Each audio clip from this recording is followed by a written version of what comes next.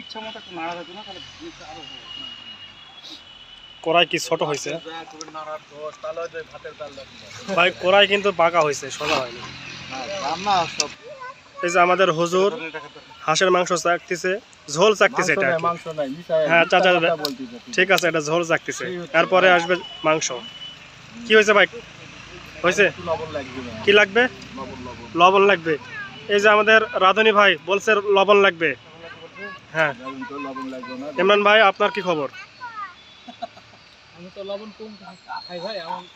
মানে আপনার জন্য পারফেক্ট এটা? আচ্ছা। আর খোকন ভাই বলতেছে লাগবে, তাহলে একটু দেন লবণ, যেহেতু লাগবে বলছে। আচ্ছা আচ্ছা, ঠিক আছে।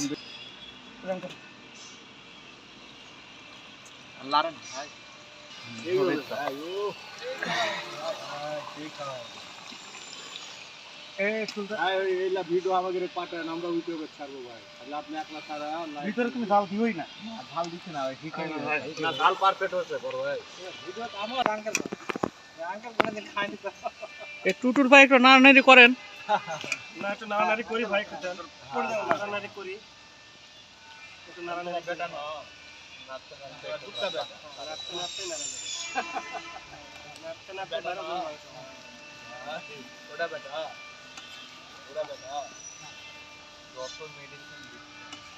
এই টুটুর ভাই আর কতক্ষণ লাগবে? মোটামুটি আর 10-15 মিনিট হলে হয়ে যাবে।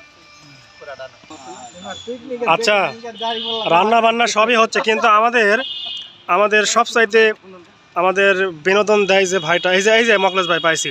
কি ব্যাপার মকলেশ ভাই, আপনি একা একা এখানে আছেন কেন? আপনার কি সমস্যা ভাই? আপনার কি হয়েছে ভাই?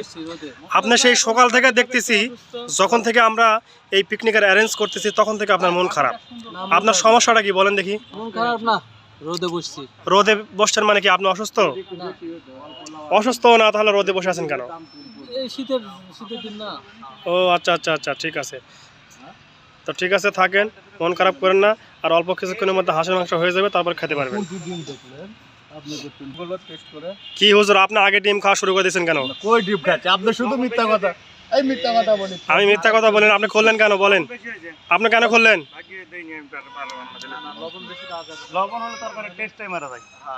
আম